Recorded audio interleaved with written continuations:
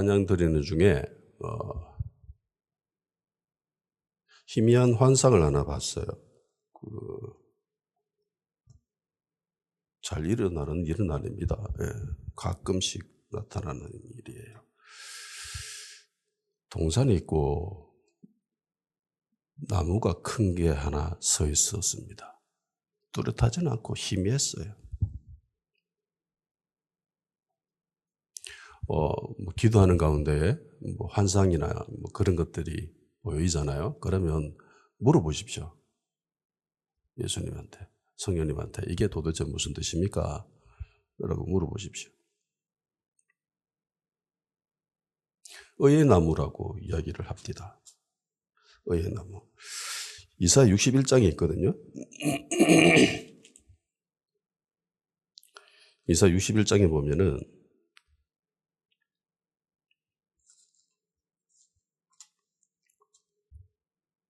3절에 의의 나무가 나옵니다. 그들이 의의 나무 곧 여호와께서 심으신 그 영광을 나타낼 자라 일컬음을 받게 하려 하심이라. 의의 나무가 나오죠. 그런데 이 의의 나무가 등장할 때 이 상황을 보면은 어느 정도 유추할 수 있습니다. 61장 1절부터 보면 주 여호와 영이 내게 내리셨으니 이는 내게 기름을 부으사 가난한 자에게 아름다운 소식을 전하게 하라 하심이라. 나를 보내서 마음이 상한 자를 고치며 포로된 자에게 자유를 갇힌 자에게 노임을 선포하며 여호와의 은혜와 우리 하나님의 보복의 날을 선포하여 모든 슬픈 자를 위로하되 무릇 시온에서 슬퍼하는 자에게 화관을 주고 그 죄를 대신하며 기쁨의 기름으로 그 슬픔을 대신하며 찬송의 옷으로 그 근심을 대신하시고 그들이 의의 나무 곧 여호와께서 심으신 그 영광을 나타낼 자를 이끌음을 받게 하려 하심이라. 의의 나무가 어떤 상태지요?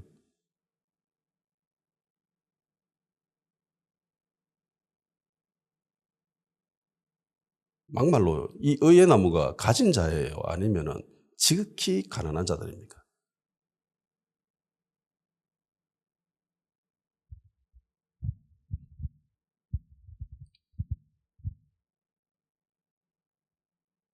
지극히 없는 자들입니다. 가난한 자에게 마음이 상한 자, 포로된 자, 갇힌 자, 슬픈 자, 근심을 가지고 있는 자, 이들이 하나님의 기름 부음을 받고 의의 나무가 되고 이들이 하나님의 영광을 드러낸답니다. 그러니까 여기서 이야기하는 의의 나무, 하나님의 영광 이런 거는 보통 뭐 교회 다니는 사람들이 흔히 생각하는 그런 하나님의 영광의 종류와 성질이 좀 달라요. 뭐 성령으로 충만히 임해가지고 막 교회가 성장하고 뭐 부흥하고 이게 하나님의 영광이 아니라는 겁니다. 이 땅에 정의와 공의를 실현하고 바라는 거. 예. 그들이 없는 자들, 지극히 가난한 자들이 성령의 기름 부음으로 하나님의 기름 부음으로 말미암아 성장하고 커져서 의의 나무가 되어서 하나님의 영광을 드러낸다는 거죠. 정의와 공의를 실현한다는 겁니다. 이스라엘의 성벽이 무너진 것은 제사를 드리지 않아서가 아닙니다. 하나님을 예배하지 않아서가 아닙니다. 하나님을 예배드리면서 하나님을 섬긴다면서 엉뚱한 짓을 해서 그래요. 그래서 성벽이 무너진 거예요. 성벽을 세우자 하면서 막 교회에서 뭐 기도하자라고 이야기하는데 좀 착각하는 것 같아요. 그 성벽은 기도의 성벽도 되지만 진짜 하나님이 원하신 그 성벽은 의와 정의와 공의입니다. 정의와 공의가 세워지는 게 하나님이 진짜 원하시는 장벽인데 하나님 나라는 물리적인 그런 나라가 아니잖아요. 영적인 나라입니다. 영적인 나라인데 그 영적인 나라, 그거는 정의와 공의로 이 세상에 실현이 되어지는 거예요. 기도로서 우리가 영적인 준비를 하지만 그걸 세상에 드러낼 때는 우리의 믿음을 드러내는 게 아니죠. 우리의 믿음을 드러내면은 세상 사람들은 기이하게 생각합니다. 이상하게 생각합니다. 우리가 세상의 빛과 소금이라고 하죠. 여기서 우리의 믿음을 드러내라는 게 아니에요. 우리의 믿음은 세상에 있는 것들과 대치되는 게 훨씬 많습니다. 반하는 것들이. 세상에서 이야기하고 있는 그런 성질들과 전혀 다른 것들을 우리는 믿음을 가지고 있죠. 세상 사람들이 이해 못하는 것을 우리는 믿습니다. 그래서 세상 사람들이 우리를 향해서 저들은 빛과 소금이네라고 느끼게 만들려면은 우리의 믿음을 표현하는 게 아니라 우리의 섬김이지요. 우리의 희생이고 우리의 사랑입니다. 정의와 공의를 드러내는 거예요. 그런 관점에서 봤을 때 대한민국은 정말 암울합니다.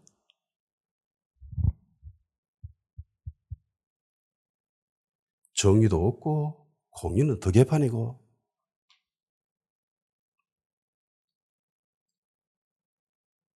여러분이 의의 나무가 되십시오.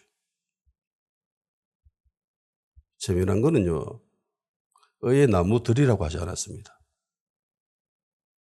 숲이라고 이야기하잖아요. 한 사람이면 됩니다. 기름 부음 받은 그 한 사람이 정의와 공의를 이 땅에 실현할 때에 변화가 될 수 있습니다. 소돔과 고모라가 왜 멸망했지요? 동성애 때문에 망했습니까? 아니죠. 의인이 없어서 그랬습니다. 의인이. 정의와 공의를 실현하는 자, 그게 없었어요. 하나님을 믿는 게 의 아닙니까? 아니요. 그게 아니에요. 조카로도 하나님을 섬겼잖아. 그것도 또 하나님을 섬기는 사람들이었습니다. 근데 망했잖아요. 의인이 없었습니다. 하나님을 믿냐 안 믿냐 이 문제가 아니라 하나님을 믿는 건 기본으로 하되 정의와 공의를 실현하는 자, 그 사람이 있어야 된다는 겁니다. 근데 이 땅에 아이들의 모습을 보면서 소망을 가집니다. 젊은이들을 보면서. 자들이 진짜 의의 나무다. 너희들이 의의 나무야. 하나님의 영광을 드러내야 돼. 아멘. 정의롭지 못한 거에 대해서 분개하지요. 그런 게 있어야 돼요. 의분이 있어야 됩니다. 의로운 분노. 다윗이 그런 의로운 분노가 있었잖아요. 골리앗이 하나님을 욕하니까, 하나님의 백성을 욕하니까 막 속에서 불타오르죠. 그렇고 분노가 솟아나서 지주도 모르고 막 나와가지고 저 할례 받지 못한 게 저게 뭐냐? 내가 잡았던 이때까지 짐승도 같이 자들도 그렇게 만들어버릴 거다. 이러면서 분연이 일어나서 돌 던져서 죽여버리죠. 그런 분노가 있어야 됩니다. 어려운 분노가. 교회가 잘 되냐 못 되느냐 이런 문제가 아니에요. 교회의 행태들을 보면 특히 대형교회 모습을 보면은 한숨이 나옵니다.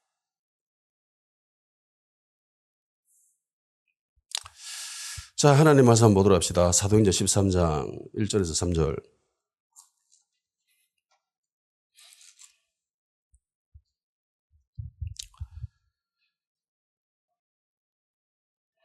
같이 읽읍시다. 시작. 안디옥 교회에 선지자들과 교사들이 있으니 곧 바나바라 하는 니게르라 하는 시므온과 구레네 사람 루기오와 분봉아 헤롯의 젖동생 마하나인가 및 사울이라. 주를 섬겨 금식할 때에 성령이 이르시되 내가 불러 시키는 일을 위하여 바나바 사울을 따로 세워라 하시니 이에 금식하며 기도하고 두 사람에게 안수하여 보내니라. 아멘. 자, 지난 시간에 구약에서의 금식과 신약에서의 금식이 다르다라는 걸 배웠습니다. 구약의 금식과 신약의 금식이 성질이 좀 다르죠. 구약에서 했던 주된 금식 어떤 상황에서 했는지, 그리고 신약에서 예수님이 십자가에 달려 돌아가신 이후에 교회가 세워지고 난 이후에 하나님의 사람들이 보여주는 금식의 모습이 좀 달라요. 구약에서는 주로 강구를 극한으로 표현할 때 금식이 있습니다. 물론 슬퍼할 때도 있고 뭐 그럴 때도 있지만은 어쨌든 일반적인 상황에서 금식이라는 것은 하나님께 간절히 무언가를 구할 때 그때 이제 목숨 내놓고 기도하는 거였죠. 그래서 그런 금식을 주로 하였습니다. 그런데 신약 시대에는 다르죠. 신약시대에는 간구할 때 금식 기도를 잘 하지 않습니다. 왜? 예수 그리스도의 이름이 있기 때문에요. 구약에는 예수 그리스도의 이름이 없어요. 그러니까 하려면은 금식할 수밖에 없었습니다. 그런데 신약시대에 넘어오면서 예수님께서 분명히 이야기하십니다. 내 이름으로 무엇이든지 구하면 내가 응답하겠다. 내가 주겠다. 요한복음 14장 13절, 14절, 15장 16절, 16장 23절, 24절, 26절 다 똑같은 말씀입니다. 내 이름으로 구하면 내가 줄게. 해서 더 이상 금식이 간구에 있어서는 필요가 없는 거예요. 예수 그리스도 이름이 있기 때문에. 또 다른 이유가 있습니다. 다들 알다시피 구약시대에 하나님의 자녀들을, 일반적인 하나님의 백성들에게는 하나님의 영이 없었지요. 하나님의 영을 가지고 있었던 세 그룹밖에 없었습니다. 왕, 제사장, 선지자. 이들 위에는 하나님의 영이 없어요. 그러니까 하나님의 인도함을 받기 위해서는 이들이 필요한 거예요. 일반적인 사람에게는 하나님의 영이 없었기 때문에. 그래서 이들로 통해서 하나님의 인도함을 받아야만 했습니다. 왕이 이끌어줘야 되고 제사장이 방법을 보여줘야 되고 선지자가 하나님의 길을 들려줘야 되는 거예요. 그래야 이게 하나님의 인도함이구나라는 걸 깨달을 수가 있었다는 겁니다. 그리고 하나님의 영을 가진 이 세 그룹 있잖아요. 왕, 제사장, 선지자. 이들 중에 말씀 사역을 감당한 쪽은 선지자밖에 없습니다. 왕도 말씀 사역하는 게 아니죠. 다스리는 자였고 제사장도 아니죠. 제사장은 방법을 보여주는 사람들입니다. 길을 안내해 주는 사람이고 선지자만이 말씀 사역을 감당한 거예요. 그래서 이런 측면에서 봤을 때 신약의 선지자와 구약의 선지자는 유사한 점이 있죠. 둘 다 말씀 사역만 했다라는 거예요. 그래서 구약시대에는 일반적인 하나님의 자녀들에게는 하나님의 영이 없었기 때문에 하나님의 영을 가진 자에게 귀속이 됩니다. 그래서 그들이 이끌어가는 대로 갈 수밖에 없는 거예요. 신약시대 오면은 달라지죠. 완전히 달라집니다. 귀속되어지는 게 아니에요. 한 사람 한 사람 한 사람 하나님의 영이 있는 거예요. 그래서 하나님의 영으로 인도함을 받는 겁니다. 그래서 목사님이 카더라 이러면서 쫓아가는 것들은 정말 어리석은 짓입니다. 분별해야죠. 신약시대는 완전히 달라요. 그리스도인이잖아요. 그리스도인이라는 뜻이 기름 부음 받은 자라는 뜻입니다. 우리 안에 기름 부음이 있어. 왕 같은 제사장이잖아요. 왕이고 내가 제사장이에요. 그런데 왜 그렇게 합니까?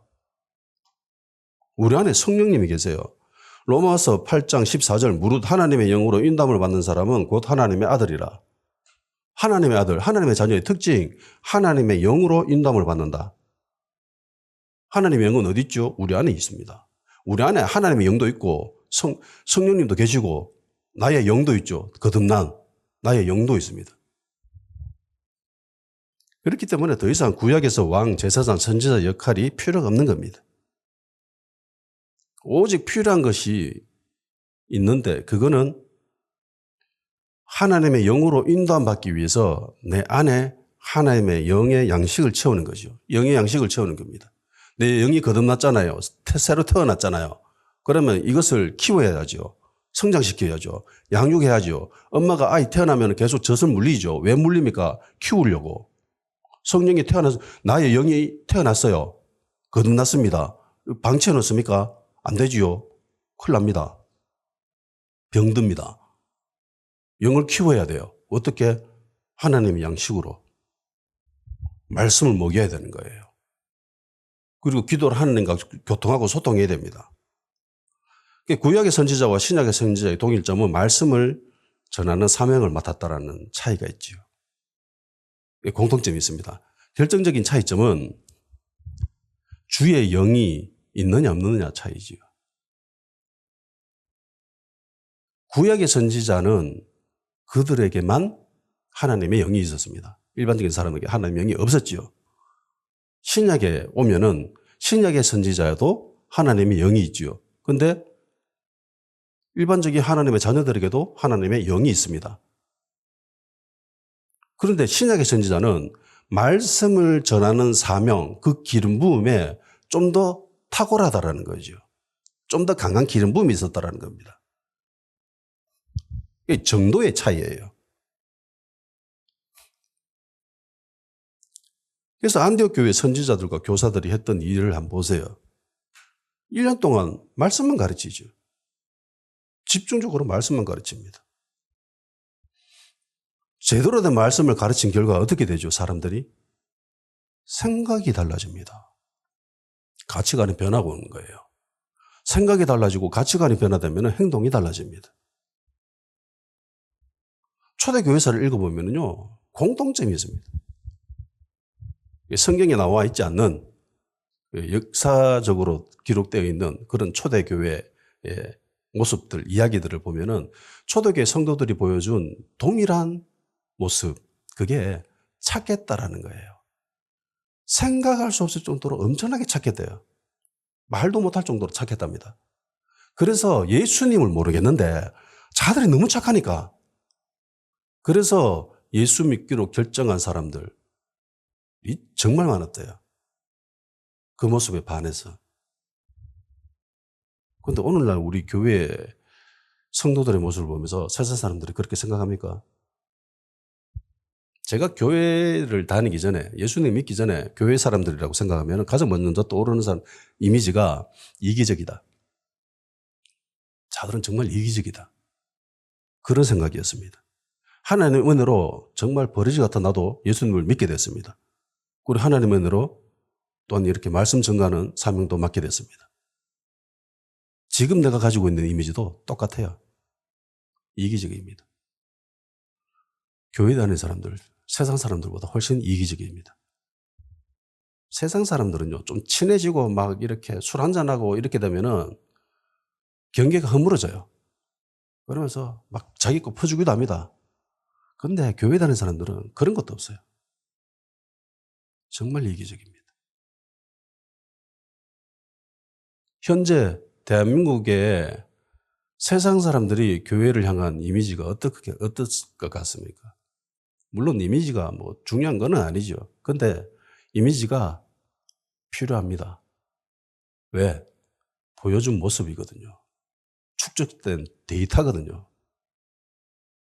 예수 믿는 사람이 어떻게 행동했느냐가 보여주는 거거든요. 세월의 모습을. 이기적입니다. 자기 이익, 유익, 뭐 거기에는 정신없이 달려들죠.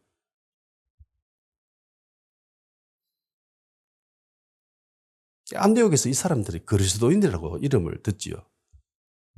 달라졌다라는 겁니다.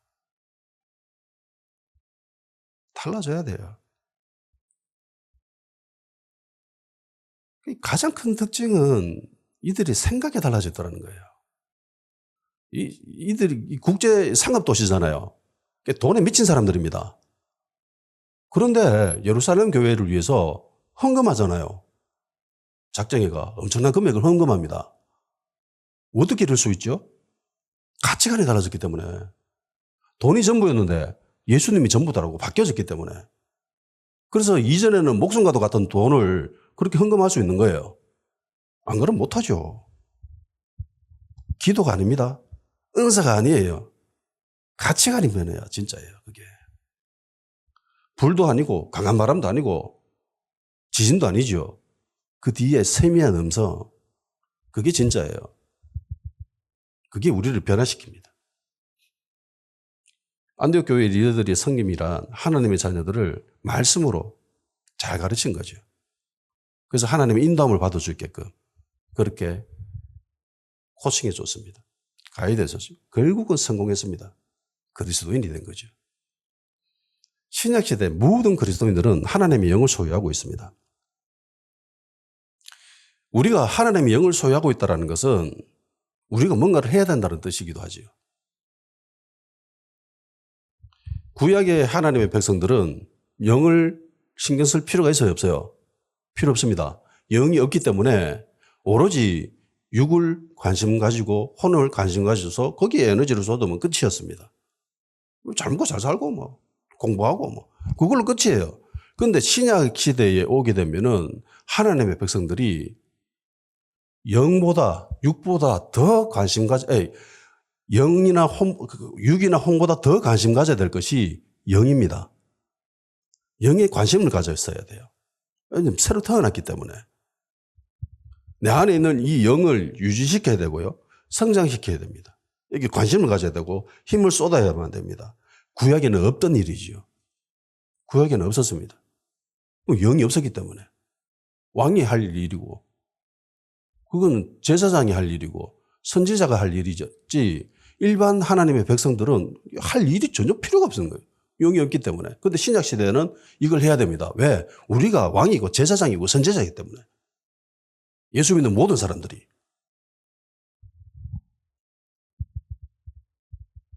그래서 하나님의 영에 관심을 가져야 되고요. 내 안에 새롭게 태어난 영에 관심을 가지고 힘을 쏟아야 됩니다. 성장시키기 위해서, 키우기 위해서. 영의 양식을 먹어야 되죠. 그리고 기도로 하나님과 교통해야 됩니다. 소통해야 됩니다. 근데 우리 인간은 육이 충만해지면 영이 둔해집니다. 이건 자연적인 현상이에요. 배가 부르면 머리가 잘 안 돌아가죠. 둔해집니다. 너무 따뜻한 곳에는 공부가 잘 안 된다고 하지요. 잠만 옵니다. 그래서 공부의 효율을 높이기 위해서는 약간 공복 상태여야 되고요. 약간 서늘해야 됩니다. 그래야 머리가 잘 돌아가요. 노래하는 사람들이 이야기하죠. 노래하기 전에 너무 많이 먹으면은 배부르면 노래가 안 된다 하죠. 그래서 일부러 공복 상태를 유지한답니다. 인간이 영, 혼, 육을 가진 이상 이런 패턴에서 벗어날 수가 없습니다. 육이 충만해지면요, 영은 둔해집니다. 자연스러운 거예요. 그래서 영을 발전시키려면은 필연적으로 결핍이 필요합니다. 결핍이 나쁜 게 아니에요. 결핍은 오히려 우리에게 유익을 줄 때가 훨씬 많습니다. 신약시대 그리스도인들이 금식해야 될 이유가 여기에 있습니다. 하나님과 소통하기 위해서 우리의 영이 좀 더 민감하고 민첩하기 위해서 예민하기 위해서는 금식해야 됩니다. 영을 일부러 결핍시켜야 돼요. 육을 결핍시켜야 돼요. 그러면서 영을 좀 더 예민하게 만들어가는 거죠. 우리가 거듭났다고 해서 영적인 세계를 모든 사람들이 똑같이 보는 건 아닙니다. 영적인 세계가 있지요. 그리고 육적인 물리적인 세계가 있습니다. 물리적인 세계도 모든 사람들이 똑같이 보는 건 아니죠. 좋은 시력을 가졌냐 안 가졌냐에 따라서 보는 게 다릅니다. 우리 모두 안경 썼잖아요. 전교인이 안경을 썼네요. 그러고 보니. 왜? 시력이 안 좋으니까. 안경을 벗으면은 잘 안 보이기 때문에. 영적인 세계도 마찬가지입니다. 영이 태어났다고 해서 영적인 세계를 모든 사람들이 동일한 밝기로 볼 수 있는 건 아닙니다. 해서 에베소서에서 기록하잖아요. 1장 17절 18절 우리 주 예수 그리스도 하나님의 영광의 아버지께서 지혜와 계시를 너희에게 주사 하나님을 알게 하시고 너희 마음의 눈을 밝히사 그의 부르심의 소망이 무엇이며 성도 안에 그 영광의 풍성함이 무엇이며 라고 되어 있습니다. 지혜와 계시가 임할 때 영안이 뜨여지는 게 아니라 밝아진다고 하죠. 왜? 이미 예수 믿었을 때 영안이 뜨여졌기 때문에 영적인 세계를 볼 수 있는 눈이 이미 뜨여졌는데 근데 이게 희미해. 강아지가 태어났다고 금방 사물을 분별하지는 못하지요. 눈은 떴지만은 잘 못 봐요. 애도 마찬가지죠. 애 태어나서 이렇게 모bil 달아놓잖아요. 제일 처음에 뭐 달아놓습니까? 색깔. 흑백을 달아놓죠. 왜? 애 태어났을 때는 시력이 발달 안 됐기 때문에 눈에 근육이 발달되어지지 않았기 때문에 이게 칼라를 구분 못한다고 하죠. 그런데 시간이 지나면서 계속 먹고 자라고 이러면서 이 칼라를 분별하죠. 제일 처음에는 모빌이 좀 되게 두리뭉실하게 덩어리째로 나옵니다. 왜냐하면 세밀하게 보지 못하기 때문에 사물을. 그런데 시간이 지나면서 근육이 성장하고 이러면 나중에 이걸 세밀하게 볼 수 있게 되죠. 그러면 나중에 모빌 볼 때 굉장히 좀 오밀조밀하게 이런 것 모양으로 바뀌죠. 바꿉니다. 엄마가. 똑같아요. 영적인 세계도. 정도의 차이가 있다는 겁니다. 어떤 사람은 희미하게 보는 사람들이 있고 제가 오늘 또 희미하게 봤잖아요. 예. 아직 레벨이 안 되기 때문에 그런 거예요. 하나님의 영에 민감하게 반응하기 위해서 하나님께 집중하기 위해서 하나님의 뜻을 좀 더 확실하게 분별하기 위해서 필요한 게 금식입니다. 안디옥 교회 선지자들과 교사들이 하나님을 섬길 때 금식했다고 합니다. 이 사람들 모두 기름 부음이 탁월한 사람들이죠. 말씀에 대한.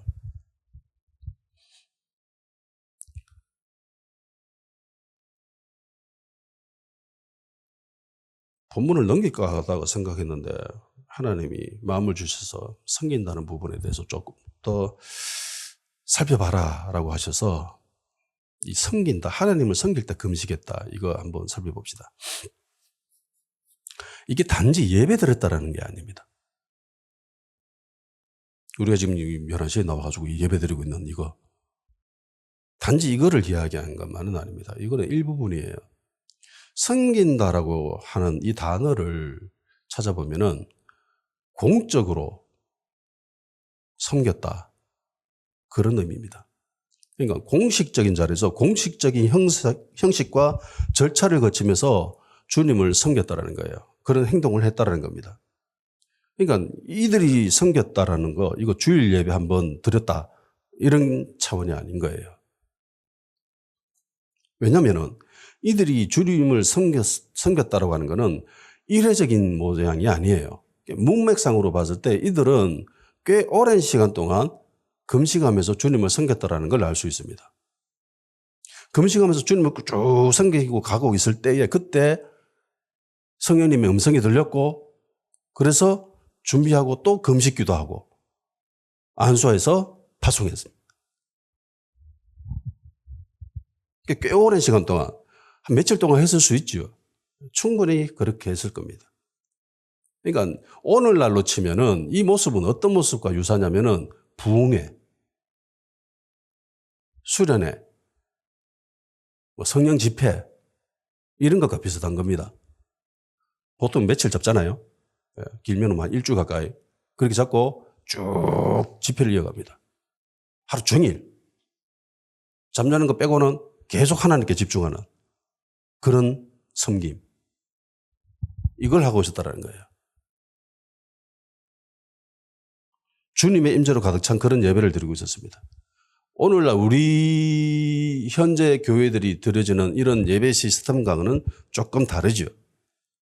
그러면 초대 교회 성도들은 교회는 어떻게 예배를 드렸을까? 알 수 있는 부분들이 있습니다.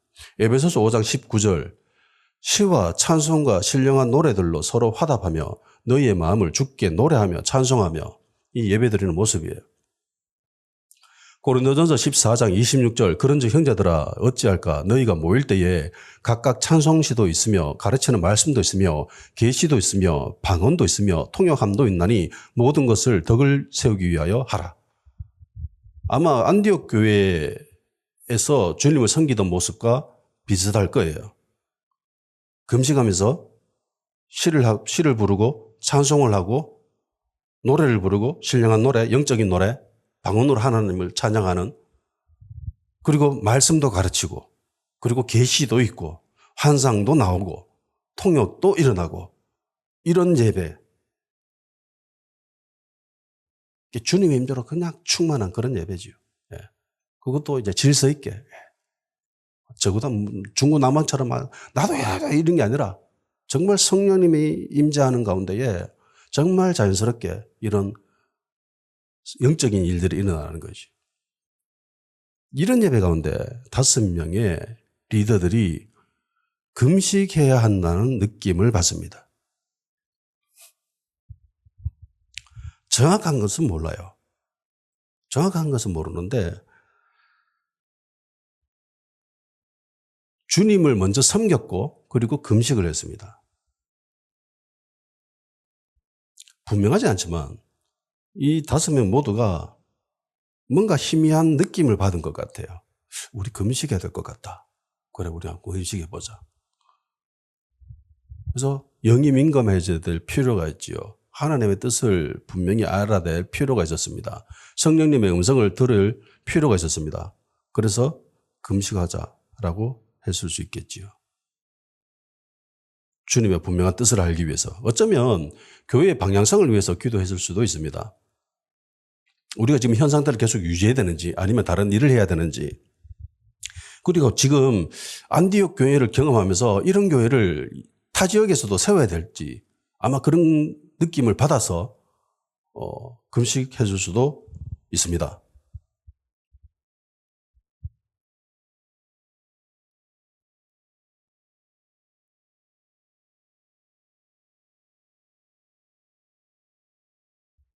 어느 쪽이 더 신빙성이 있을까요? 아무것도 거의 모르는 상태에서 금식했다. 대충 알고 있다. 방향성을 감잡았다. 근데 이게 정확한지 아닌지 잘 모르겠다. 그래서 금식 기도했다. 이거는요, 좀 전에 찬양하면서 주님이 주신 계시입니다. 이건 사람의 수에 따라서 나눠집니다. 개인일 경우에는 하나님이 먼저 그 사람에게 감동을 주십니다. 방향성에 대해서, 사역에 대해서. 뭔가 정확하지는 않지만 어렴풋이 느낌이 와요. 그래서 금식을 하면서 분명하게 하나님의 음성을 듣게 됩니다. 그래서 아, 맞구나 라고 가는 거예요. 근데 이게 여러 명일 경우, 단체일 경우는 다릅니다. 우리 성경에 보면은 주를 섬겨 금식할 때 성령이 이르시되 내가 불러 시키는 일을 위하여 바나바와 사울을 따로 세워라 하시니 라고 되어 있습니다. 근데 헬라어를 직역한 성경이 있어요. 거기에 이렇게 되어 있습니다. 그들이 여호와를 섬기며 금식하고 있을 때 성령께서 말씀하셨다. 너희는 바르나바와 사울을 나를 위하여 따로 세워라. 내가 그들에게 시킬 일이 있다. 먼저 세워라. 그리고 내가 그들에게 시킬 일이 있다. 일을 보여준 게 아니죠. 그러니까 모르고 있었다라는 거예요.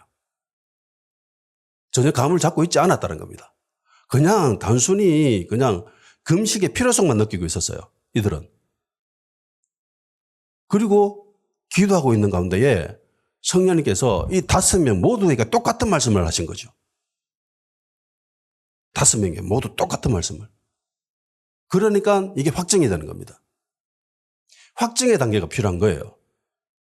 개인에게는 미리 감동을 주십니다. 마음을 주세요. 그래서 희미한데 이걸 뭔가 보여주셔가지고 이걸 대충 아는 거예요. 자세히 모르고. 그리고 금식함으로 기도를 통해서 이걸 확정해 가는 거고요. 여러 명일 경우에는 아예 모르는 상태가 있습니다. 아예 몰라요. 그러다가 금식하면서 모든 사람들이 동시에 똑같은 하나님의 음성, 하나님의 뜻을 알게 되는 거예요. 그러면서 확증되는 거죠. 반드시 단계가 있습니다. 단지 금식의 필요성만 느꼈을 뿐이지 하나님이 무엇을 어떤 것을 원하시는지에 대해서는 전혀 감이 없는 그런 상태였어요.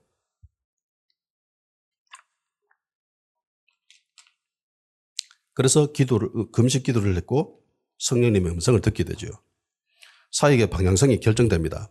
이 금식의 확실한 효과예요. 그러니까 금식으로 성령님의 음성을 듣게 되었습니다. 금식으로 주님의 뜻을 알게 된 거죠. 금식으로 사역의 방향성을 발견하게 됩니다. 그러니까 금식은 나의 영이 주님의 영에 민감하게 반응을 할 수 있도록 만드는 효과를 가져옵니다. 그러니까 애매하면 금식하십시오. 그러면 알게 됩니다. 뭔가 힘이 안 돼? 잘 모르겠는데? 그러면 금식해 보십시오. 금식 기도하십시오. 주님께 물어보십시오. 예배 드리다 보면 그럴 때가 있지요. 신앙생활 하다 보면 그럴 때가 있습니다. 금식해야 될 것 같다. 그러면 금식을 하십시오. 하나님 확실하게 보여주시기를 기도하면서. 근데 이 금식으로 성령님의 음성을 듣는 거, 하나님의 뜻을 발견하는 거, 이 부분에서 주의해야 될 점도 있습니다. 어떤 거냐면은 가끔 이런 형태로 인해서 주님의 뜻을 확실히 알고 있다. 주님의 음성을 내가 들었다라고 주장하는 사람들이 있습니다. 일단 무조건 믿어서는 안 됩니다. 일단 무조건 의심부터 합니다. 해야 됩니다. 그게 제일 안전해요. 그런 사람들의 주장에 절대로 미혹되어져서는 안 됩니다. 내가 천국 봤다, 지옥 봤다, 이것도 마찬가지입니다. 일단 의심부터 합니다. 표현을 하지 마십시오. 표현은 하지 않되 일단은 의심하는 게 맞아요. 금식이 이런 효과를 가져오는 것은 분명하지요. 그래서 금식을 통해서 그런 일들이 그 사람에게 일어났을 수도 있습니다. 음성을 들었을 수도 있고요. 하나님의 뜻을 알았을 수도 있습니다. 근데 인간은 극도로 타락한 존재입니다. 인간은 극도로 타락한 존재예요. 그 사람의 위치가 어떠하든 인간은 절대적인 타락한 존재입니다.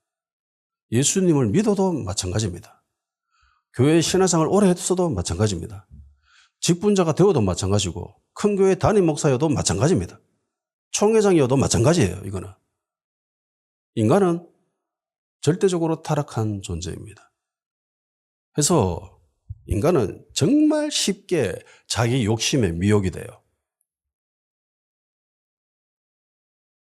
이기적 욕망에 끌려가지고 주님의 뜻이라고 하나님의 뜻이라고 호도하고 미혹하고 현혹시키는 그런 나쁜 인간들이 얼마나 많습니까? 대표적인 사람들이 이단들이죠. 이단들이 하는 짓이 다 이렇잖아요.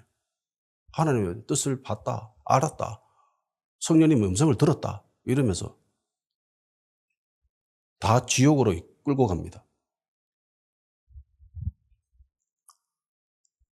일단 그들이 주장하는 성령님의 음성, 하나님의 뜻이라고 하는 것을 무조건 절대적으로 성경과 비교해야 됩니다. 성경과. 성경이 기록하고 있는 일관된 방향성이 있죠. 성경을 조금이라도 아는 사람들은 그걸 느껴요. 성경을 아예 모르는 사람들은 이걸 모르죠. 그래서 안디옥 교회 선지자들이 죽으라고 말씀을 가르친 거예요. 교회 다니는 사람들은 무조건 말씀을 알아야 됩니다. 말하면 엉뚱한 곳에서 가 있어요. 미혹되고 현혹돼가지고. 깃발 들고 길거리에 나가 있는 사람들 다 미혹된 사람들이에요. 성경을 몰라요. 목사도 마찬가지예요. 몰라요. 진리가 뭔지 공의와 정의가 뭔지 이걸 몰라. 하나님의 뜻이 뭔지 몰라. 구약시대 이스라엘 백성들이 선지자들이 알았습니까? 왕이 하나님의 뜻을 알았어요. 참 선지자가 한 명이었고 나머지 다 거짓 선지자들이었습니다. 다 하나님의 뜻을 모르죠. 다 속임당했습니다. 하나님의 이 성경에 기록된 그 방향성이 있습니다. 시대가 다르기 때문에 문화가 다르고 배경이 다르기 때문에 지금 우리가 일어나는 이 일들을 성경과 곧이곧대로 비교할 수는 없어요. 다르기 때문에 사는 방식이 아예. 그렇지만 성경을 읽고 가다 보면은 성경이 보여주고 기록하는 그런 일관된 방향성이 있습니다. 그것과 일맥상통하는가 살펴봐야 돼요. 아예 영적인 일에 있어서 아예 성경과 어긋나는 이야기 한다면은 그거는 거짓말쟁이고 그건 헛소리 하는 애들이고.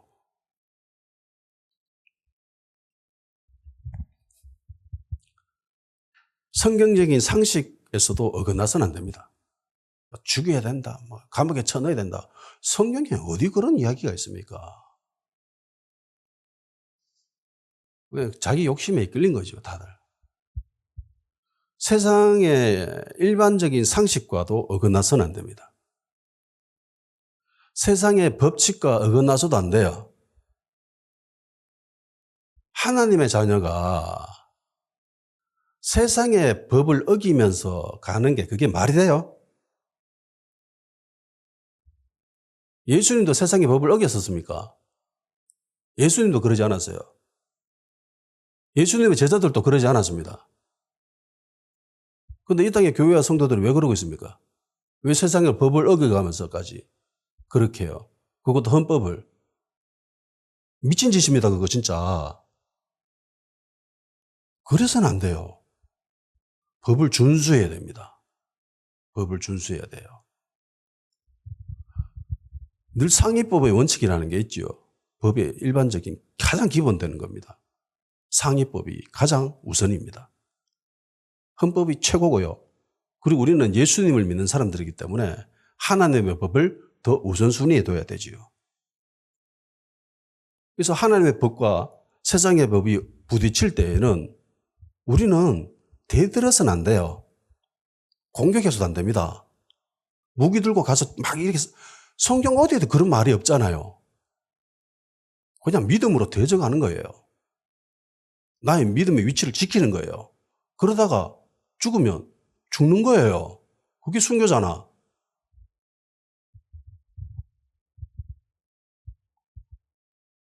이건 기본입니다. 예. 두 번째, 안디옥 교회 금식으로 성령의 음성을 듣고 주님의 뜻을 알게 된 자들은 안디옥 교회의 5명의 선지자들과 교사들이었다는 거예요. 일반적인 성도가 아니라. 이것이 말해주는 것은요, 오랜 시간 동안 교회의 질서와 권위 아래 충분히 훈련된 자들이었다는 겁니다. 교회 권위 아래 있었고요. 훈련받고 양육되어져서 교회 리더로 권위자로 세워졌다는 겁니다. 교회 지도자들로부터 훈련받고 그들로부터 인정을 받은 자들, 공동체로부터 오랜 시간 동안 여러 가지 모양으로 확실한 인정을 거친 자들이었다는 거죠. 공동체 구성원으로서 오랜 시간 동안 존경을 받으면서 자랐다는 거, 함께 했다는 거. 그리고 이런 자들이 모두 똑같이 성령님의 음성을 들었다는 거. 이들 가운데 일부만 듣고 나머지는 따라간 게 아니라 모든 사람들이 들었다는 거예요. 이게 굉장히 중요한 겁니다. 누군가가 자신만이 성령님의 음성을 듣고 주님의 뜻을 알겠다고 이야기하면 일단 의심부터 해야 됩니다. 검증을 해야 돼요. 확정을 받아야 됩니다. 게다가 그가 기존 교회 권위 아래 있지도 않았고 공동체를 오랫동안 섬기지도 않았고 공동체의 존경을 받지도 않는 사람이었다면 그가 말하는 것은 헛소리예요. 마귀의 소리하고 사탄의 소리입니다. 지가 봤다라고 하는 것은 사탄들이 광명한 천사로 변장한 거예요. 그거 본 거예요. 그걸 들은 거예요. 그래서 이런 기준으로 적용해 보면 오늘날 온라인에서 떠들고 있는 일부 사역자라고 하는 애들 있죠. 무슨 전도사니 어쩌니 이러면서 돌아다니는 애들 있습니다. 사기꾼이에요. 단언컨대 100% 사기꾼입니다. 기존 교회 권위 아래 있지도 않는 자들입니다. 그걸 권면해도 받아들이지 않는 자들입니다. 가르침 받는 시간이 없다면 절대로 가르칠 수 없습니다.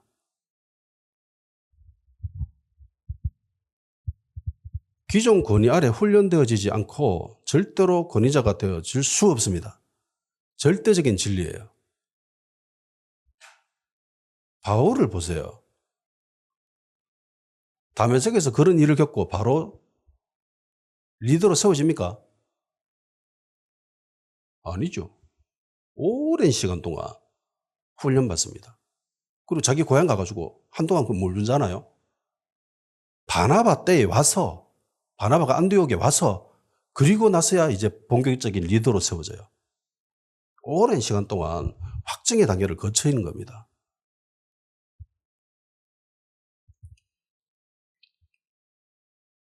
금식으로 통해서 성령님의 음성을 들었게 됐습니다. 성령님의 말씀은 바나바와 사울을 따로 세우라라는 거예요. 그리고 내가 그들에게 시킬 일이 있다. 일단 시킨 일이 뭔지는 몰라요. 따로 세우래. 그래서 따로 세우면 되지요. 근데 이 5명의 리더는 바나바와 사울을 따로 세워주기 전에 또 금식합니다. 그러니까 본문에는 2번의 금식이 등장하죠. 여기서 따로 세우라는 말의 의미, 이거는 분리시키다, 구분하다, 떼어놓다, 고립시키다, 어떤 목적을 위해서 그룹 중에서 한 사람을 선택해서 임명하다, 뭐 이런 뜻을 가지고 있습니다. 그러니까 기존 그룹과는 다른 일을 해야 된다는 게 떠오르죠. 그러니까 다른 색깔을 띱니다. 따로 세워지는 이 2 사람 바나바와 사울은 이때까지 자신들이 하던 일과는 다른 일을 해야 된다는 의미를 가지고 있는 거지요. 주님이 시키시는 일이랍니다. 사명이 달라지지요. 2 사람 다른 사명을 받습니다. 이때까지 하던 것과는 다른. 안디옥 교회 나머지 3명의 리더들이 이들을 안수해서 보냅니다. 그리고 4절에는 이거를 성령님이 보내셨다라고 이야기합니다. 첫 번째 금식은 하나님의 음성을 듣기 위함이었습니다. 하나님의 뜻이 무엇인지 정확히 알기 위한 그런 의미에서 금식을 했습니다. 그럼 2번째 금식은 뭐 어떤 의미일까요?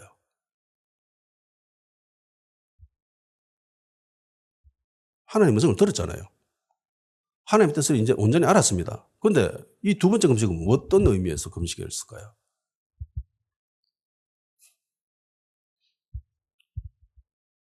따로 세워서 보내면 되는데 그러지 않고 먼저 금식기도 했습니다. 그리고 안수해서 보냅니다. 사역자를 세우기 전에 공동체 리더들은 금식기도 했습니다. 주님이 시키신 일을 감당하기 위해서 금식기도 했습니다. 준비했습니다. 사역자를 세우기 위해서 금식하면서 준비했다는 거예요. 우리의 영을 극도로 향상시켜서 그 사명을 잘 감당할 수 있게 금식하면서 기도해 줬습니다. 파송 받았잖아요. 이 사람들이. 파송식을 합니다. 그런데 금식기도 했습니다. 안수하고 보냈습니다. 직분자를 세우잖아요. 다른 일을 하잖아요. 이제 기존까지 하던 일과는 다른 일을 해야 되는 그런 사람들. 그때 금식기도 하면서 세워져 줍니다. 이런 행태는 14장에부터 나옵니다. 14장 22절 23절 제자들의 마음을 굳게 이 믿음에 머물러 있으라 권하고 또 우리가 하나님의 나라에 들어가려면 많은 환난을 겪어야 할 것이라고 하고 각 교회에서 장로들을 택하여 금식기도 하며 그들이 믿는 주께 그들을 위탁하고 장로들을 세우지요. 장로들을 세울 때 금식기도 합니다. 바나바 바울이. 현대에 이렇게 되어 있습니다. 2 사람을 들르는 도시마다 모든 신도들에게 하나님을 사랑하고 서로 사랑하는 마음을 북돋아 주었다. 그리고 어떠한 박해가 오더라도 믿음을 지키라고 격려하였고 하나님 나라에 들어가려면 많은 어려움을 겪어야 한다고 가르쳤다. 바울과 바나바는 모든 교회 장로들 임명하고 그들을 위하여 금식 기도를 드린 후에 그들이 믿음으로 의지하는 주께 장로들을 맡겼다. 장로들을 세울 때 금식 기도했습니다. 그리고 주님께 맡기지요. 사명 잘 감당할 수 있도록. 주님이 시키신 일을 잘 감당할 수 있도록 금식기도 하고 그들에게 안수했다는 거죠. 이런 관점에서 보면 오늘날 교회 직분자를 세울 때 모습과 비교가 되지요. 오늘날 직분자들을 세울 때 직분자들은 교회에 헌금을 내야 되죠. 그런데 초대교회는 금식기도 했습니다. 한 명의 목사를 세울 때도 금식기도 하는 모습을 본 적이 없어요. 그래서 본문 준비하면서 좀 후회를 했습니다. 금식기도 할 걸. 목사 안수 받을 때.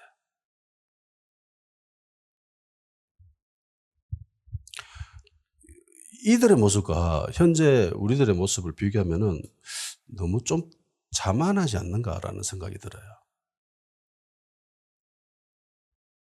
너무 준비되어 있지 않은 것 같습니다. 초대교회는 사명자를 세울 때에, 파송할 때에 리더들이 금식기도 했거든요.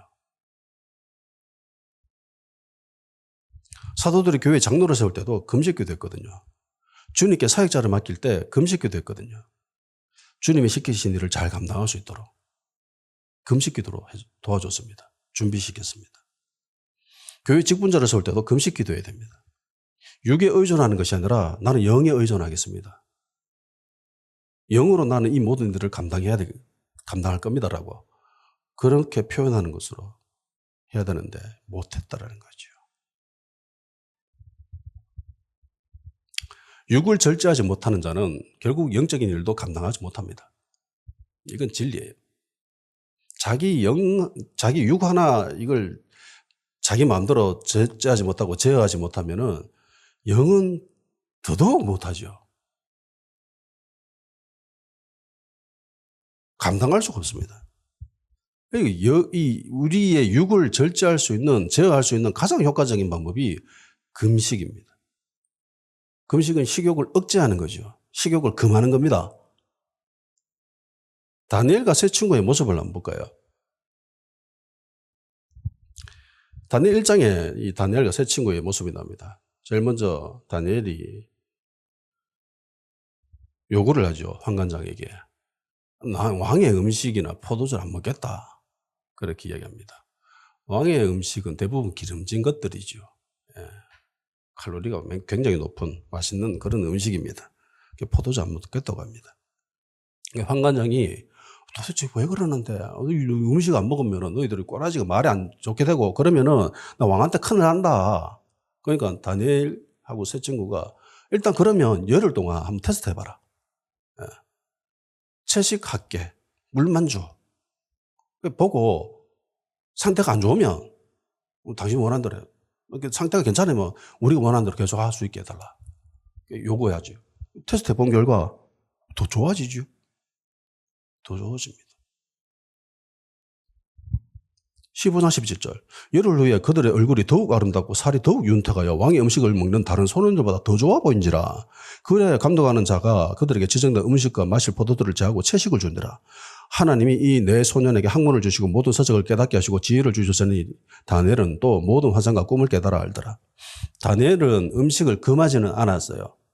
근데 식욕을 억제했지요. 억제했습니다. 다니엘 금식이라는 게 있습니다. 식욕을 억제하는 겁니다. 먹고 싶은 그런 고기 금하고 채식만 먹는. 그러니까 생명을 유지할 수 있는 기본적인 음식만 섭취하고 과도한 음식은 제하해 버리는 거. 절제시키는 거. 나의 육을 제어하는 거. 이게 다니엘 금식입니다. 어떻게 보면 이게 더 힘들 수 있어요. 술 마시는 사람들이 이야기하잖아요. 한번 술을 입에 대면은 끊을 수가 없대요. 멈출 수가 없대요. 그래서 아예 술을 안 먹지요. 근데 술을 마시다가 도중에 스톱! 안 먹어! 라고 하는 게 더 힘들다라는 겁니다. 금주보다 더 어려운 게 절주라고 하죠. 그럴 수 있어요. 금식보다 더 어려울 수 있는 것이 절식입니다. 나 요까지만 먹을래.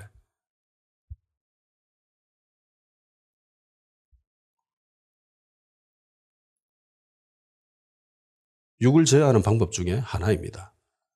효과가 좋아요. 보통 사람들은 뭐 아니면 더 이러면서 극단적으로 가는데 균형이 중요합니다. 네. 다니엘과 세 친구는 그들만의 금식을 합니다. 그 결과가 어떻게 되죠? 굉장히 상태가 좋아지죠. 네. 육도 상태가 좋아집니다. 아니 어떻게 그럴 수 있어요? 고기도 안 먹고 칼로리도 별로 안 좋은 그런 것만 먹었는데 어떻게 그럴 수 있어요? 영으로서 육을 다스렸다는 겁니다. 그럴 수 있죠. 충분히 그렇게 될 수 있습니다. 그 결과 또 어떻게 되죠? 똑똑해집니다. 엄청나게 지식과 지혜가 풍성해집니다. 일반적인 상식을 완전 다 붕괴해버리죠. 영으로서 이 모든 것을 가능하게 한 거예요. 지혜가 충만해집니다. 영적인 비밀을 깨닫게 됩니다.